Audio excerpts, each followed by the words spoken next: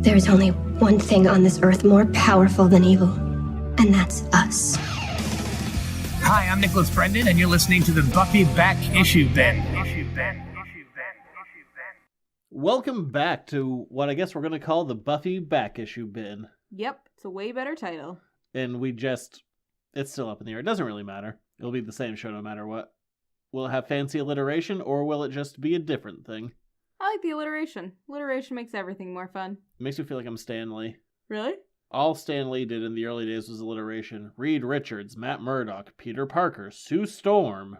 True. Things like that, yeah. Stan Lee, just because he was bad at... Bruce Banner, he was really bad at remembering names, so he went with alliteration. But he was still really bad at remembering things. If you go back and read, early Silver Age Marvel stuff, he screws up all the time. Poor Stan. He's super old. I was just rereading a bunch... Yeah, we met Stan Lee. Yeah, I know. We got a page upstairs autographed by him. I was there. You were there. I waited for him. You stood in line. He's so old. He's so cute. But I was just rereading a bunch of early Fantastic Four stuff, and there's the second time the Hulk shows up in that book, and he calls the Hulk Bob Banner. I'm like, all right, he messed up, that's fine. But then he does it another 5 times. It's not really fine. Did he make that character? Yeah, he did. So he just, all right. He went with alliteration, but the wrong alliteration. It happens constantly in the early days, like Scott Summers, Warren Worthington. That's not a great one. That's a bad one. Warren Worthington the third? That's actively bad. Well, he's also actively a douche. Yes, as his name tells us. Good thing he gets his wings ripped off in a torturous event. That's not very nice either, though. Well, then he got crucified. I'd rather that none of those things happened to him. But then one time he tried to fly to heaven. Like Icarus? He is an angel. Did he fly too close to the sun? It didn't go well. Poor Hamilton. What? It's just like Hamilton. What? No. Yes. Jeez. I bring up Warren Worthington the third. Uh-huh. And then I went to Icarus, and then I went to Hamilton. Duh. Either way, we're talking about Buffy. So where we are today, we are talking about Spike Into the Light. This was a 2014 OGN, or original graphic novel, so it was only released in this format. And to just be completely upfront, this is one of the most frustrating books we're going to talk about. It is an active contradiction to the rest of the story, but unfortunately a character introduced here gets brought up again a few years down the road, so it has to count as canon, and it's awful. Yeah, it's not my favorite. This book, if it was placed in a different spot, and I'll get into it, it could be bad, but not a contradiction, but where they've tried to place it, it's actively terrible. Yeah, it just doesn't fit there, and irregardless of that, it's just not a very deep story. Nothing really happens. No. So, this story is written by James Marsters, who was the actor who played Spike, so he knows him as well as anyone. When he wrote this, he'd been about 10 years since he played the character.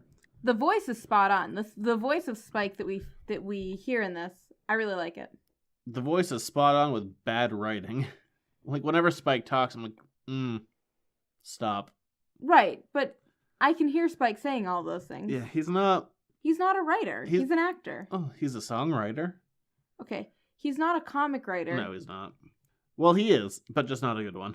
Right off the bat, literally before we even get into this book, there is something that doesn't work.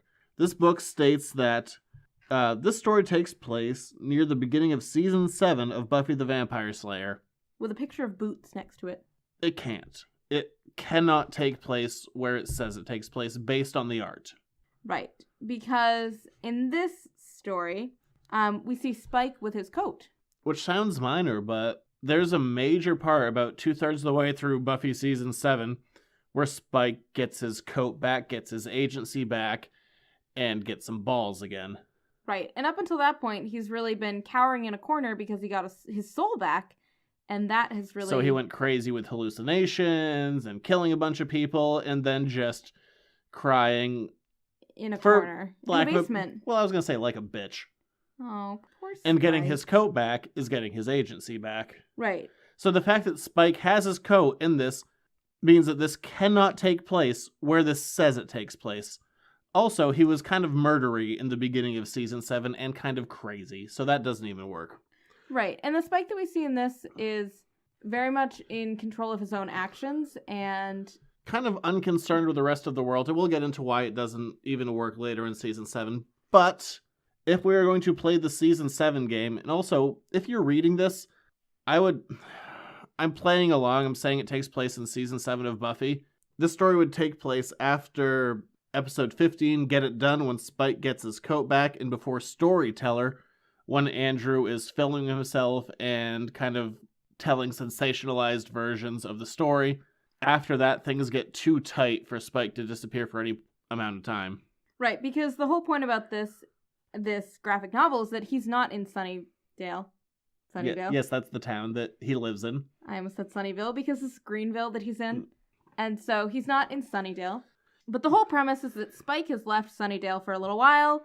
We're not even really sure just why. Just to take a vacation. Yeah, he doesn't really explain it. It's just that all of a sudden he's in this town called Greenville that we've never seen in the show, and it's in California at least. At least it didn't go that far. Yep, he's in California somewhere, and he has a history with Greenville. Not that he remembers it at the beginning, but he does. We don't get any view into how he gets there or really why he ends up in Greenville. He's just like, I'm in a new town. Yeah, basically. He's just wandering the streets lurking. He's just going along doing his own thing, and he sees a woman who is about to get mugged. Exactly. So Spike goes and he stops the mugging and beats up these two guys and frees the poor girl and offers to walk her home. But this is the major problem with the placement of the story saying this takes place in Season 7. So Spike at this point has only been working with Buffy. And then, I can't really say spoilers because at this point, it's over 10 years old. Right. So spoilers, I guess if you haven't finished Buffy and Angel yet. Yeah, if you haven't finished the show that ended in 2004, spoilers. But Spike goes over to Angel, and he's incorporeal for a little while, and then he's brought back, and Lindsay, pretending to help Spike just to manipulate him, acts as someone to give him missions, and Spike goes and he saves a girl from a vampire, and he dismisses it really offhand. He's like, yeah, I've killed vampires before, this isn't a big deal. And Lindsay stops and he goes, no.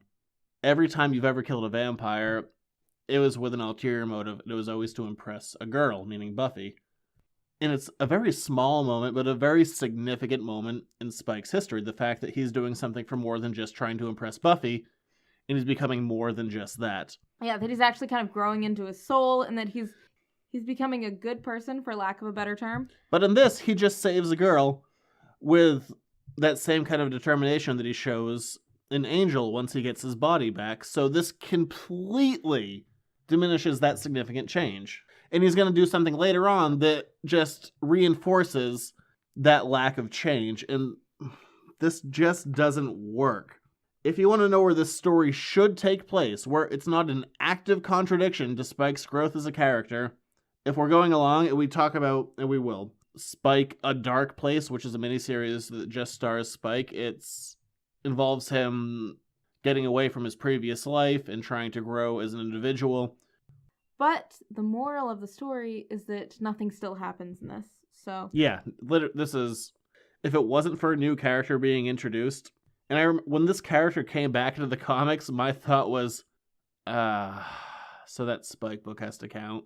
Yeah. Which isn't a good... You shouldn't have to be like, damn it, more story counts. That's not a good feeling. Really, the whole point of this book is that Spike's boot breaks during that first fight with the two muggers. And then the rest of the story is him looking for a new pair of boots. So, where this should fall in Season 7, last episode was all about Spike getting his coat back, and then the next story is all about Spike getting new boots. Yep. If we have one more if we have one more Spike wardrobe story, I guess I have nowhere to go from there, but damn it. This doesn't matter. This adds nothing. This is 10 years removed from Spike being a character on the show. And what, James Marsters approached Dark Horse and said, I have a great idea for a story. Spike needs boots. Right, so... That's not good. That's terrible. On the other hand, the art on this, very good art. Across the board, it looks exactly like the character. This is done by Darylis Santa Cruz. The art across the board is really great. Yeah, the art looks great. It's a great looking book, and it's not even... So here's the thing. It's not like it's so actively bad.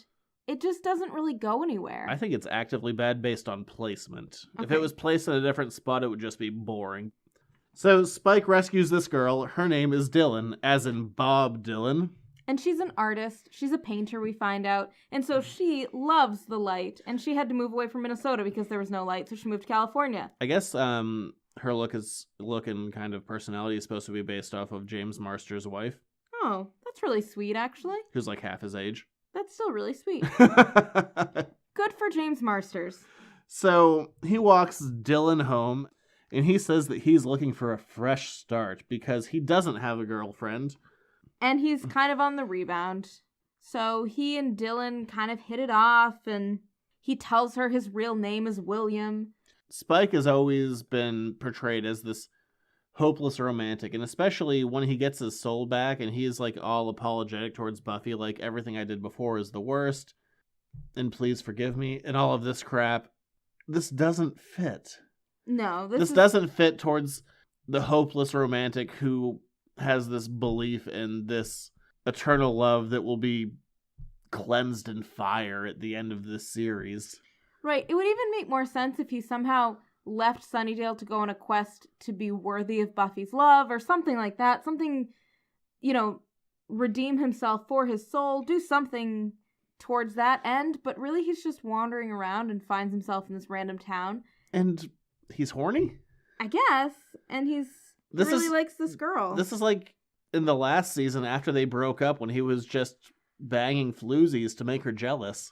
Did you use the word floozy? I did use floozy, and they were. Floozy's a good word, I guess. Spike's all about the floozies. Pre-soul. When he's trying to be a better person, none of this makes sense. So Spike's walking around, and the sole of his shoe has fallen off. I feel like there should be some kind of metaphor here, but it's just the sole of his shoe and not the sole of his person. Right. And somehow Spike has gotten to this town with zero money and zero means because he shows up, finds a pawn shop that goes, this looks kind of familiar, and then goes, those boots look just the right size for me. And then goes, but my soul won't let me break into this pawn shop anymore, so I'm just going to go sleep in this weird basement that I found in a warehouse. Yep. My soul, this is really awkwardly written. Mm-hmm. And he says something about, when I do sleep now, I dream, and the dreams are memories. So we get a flashback of Spike in the 70s. Apparently, after killing Nikki Wood, the Slayer that he killed in the 70s, he went to California. And this is, even though I like the art, this is also an active contradiction. So when we saw Spike in the 70s killing Nikki Wood on the subway, without any kind of shame, they made Spike look basically identical to Billy Idol. Spike Terry's wearing a leather vest. He's just unabashed that he kills Nikki. And he takes the coat, and he's mentioned beyond that he basically hasn't taken off that coat since the 70s. Mm-hmm. Except in this, we basically get the way that Spike looks in Buffy, but without the jacket, and it doesn't really work. No, it doesn't make a ton of sense, so... I'm going to keep saying this, Dark Horse. Hire me. Your continuity is... lacking. Iffy at best. So, we see Spike's memories through his dreams.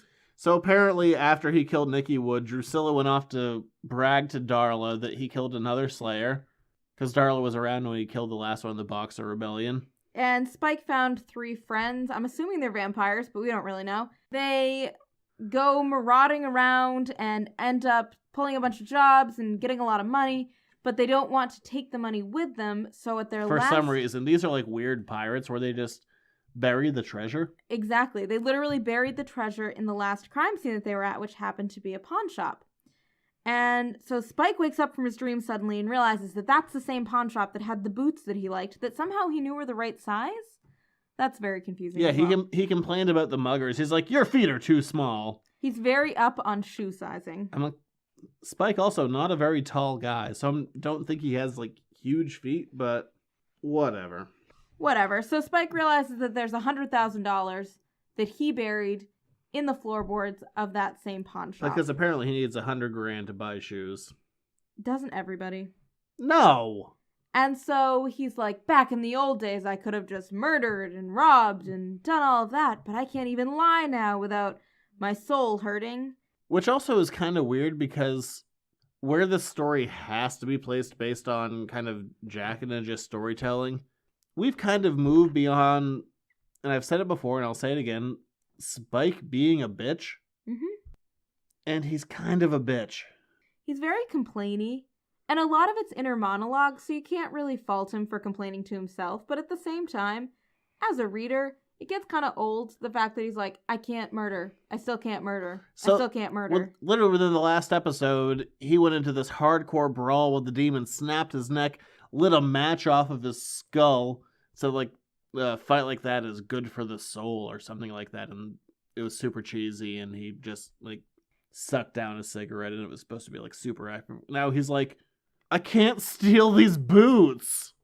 And so he talks to the proprietor of the store, who's this little old lady, and she's like, no, you're super weird. You can't start scratching at my floorboards. You need to get out.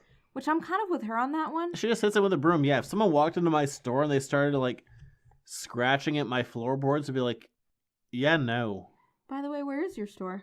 210 Water Street in downtown Hollowell, Maine. What's it called? Editor's Note Comics. Look at that. We remember to plug. So the little old lady uses an actual literal broom to sweep Spike out of her store. And then Spike walks outside to find that a demon has stolen a baby because. Yeah, we're not really sure why. He also just seemed to have taken the baby away in its stroller. And the mother doesn't care. She's like, save my baby. Well, she cares. I don't know, do something. But she doesn't seem do to be something. Super concerned. So she just goes up to a Billy Idol wannabe and says, save my baby. Right. And Spike runs up to the demon and is like, what are you doing? And the demon goes, shh, she's sleeping. It's very odd, all of that. Spike fights the demon a little bit, and there's a fire that takes place, like some hobos are burning a trash can, and then it sets a building on fire, and the demon throws the baby into the fire, and Spike saves it. And it's great, and everybody's happy, except that Spike has forgotten to turn off his vamp face, so the mother's terrified of him. Which, I mean, that was always a thing of the show, like, vampire face is never well explained. Like, isn't it an adrenaline thing? Is it a fight thing? Is it an active choice? Like, vampire face is never fully explained in the show either. Right. But you would think that if somebody had just walked through fire to save your baby, that even if they looked a little funny, you'd be grateful, but she's not. That's okay. The mother runs away, and Spike goes and just stalks Dylan. Yeah, he goes, I was just passing your window? I don't know. Given that he has enhanced vampire senses, like, I just imagine he was outside, like, sniffing. Do you remember in season 5 of Buffy when he was, like, pre-soul and just stood outside Buffy's house, like, constantly smoking cigarettes and just, like, watching her? Yes. And so Spike happens upon Dylan's apartment again. Dylan invites him in. So Spike goes into this girl's apartment, sees some of her paintings, says some weird things about how beautiful the light is, and has to run away from a mirror, and, you know, all of the vampire cliches, basically. Dumb crap. And then he goes and walks with Dylan, and he says it's their second date. And they find an olive tree, and Dylan goes, I'm waiting for a surprise, And shockingly, the surprise is the Spike sunrise. kissing her? No, it's the sunrise. No, it's Spike kissing her. Then the sun rises. He's like, oh, I'm bad at time. I've literally had to deal with this for over 100 years. Yeah, and so he starts smoking, literally, and runs away. And he's berating himself for being stupid. And I'm berating him for being stupid. So what we were seeing this interspersed with is a demon stealing children. That same demon stealing children. And then Spike runs away and happens to come across a shed where this demon has been stashing said children. Right, like, the place where he's trying to hide himself is, I don't know. Where this demon has been taking kids. And there's, like, a whole bunch of them. There's, like, 5 kids here.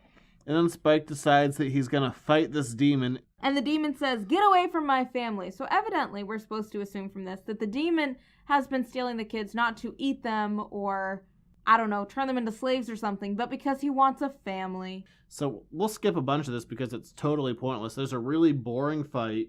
The demon says it just wants to be loved after fighting Spike. Spike gets set on fire. And the demon just leaves. The demon does just leave. The demon just leaves and there's no resolution. Nope. And somehow Dylan comes back as well, and she's the one who actually saves all the kids. But again, she sees Spike's vamp face and runs away. He's on fire. And it's like, get away from me forever. You're on fire, and you have a vamp face. So Spike goes back to his random basement for a couple of weeks and heals. And this is another thing that is an active contradiction to Season 7, especially where it literally needs to take place. So towards the end of Season 7, Giles and Robin Wood are like, we need to get Spike away from Buffy. How are we going to get Spike away from Buffy?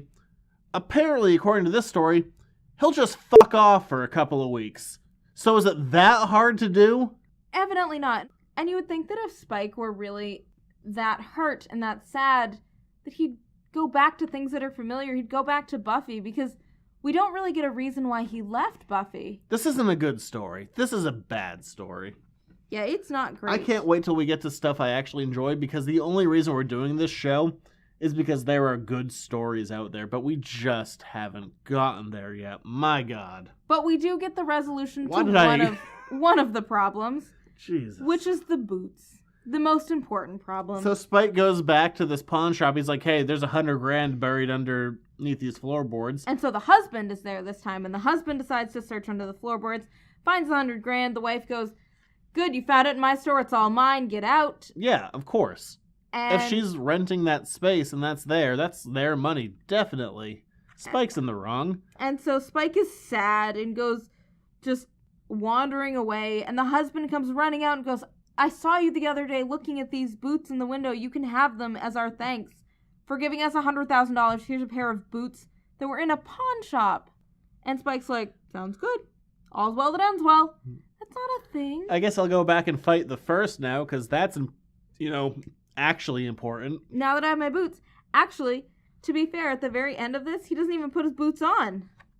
He just carries them away. Walks away with new boots. And at the very, very end, he sends a basket of flowers to Dylan.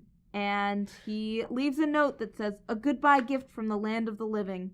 Keep it out of the shadows. This one loves the light. Farewell, William.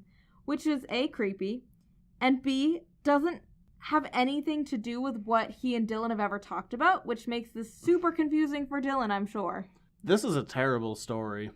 And if it wasn't for Dylan coming up again, I would, even though I say, once Dark Horse gets the rights, everything they do is canon. God, if it wasn't for Dylan coming back, I'd say, screw this one.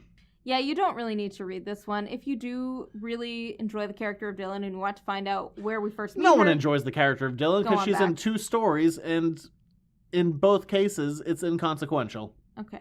Well, this also is inconsequential, so if you're feeling like you have an extra 15 minutes that you have to spare and you really want to... That's even the thing, this is a graphic novel, 10 minutes maybe. Yeah, it's a quick one. There's a lot of action.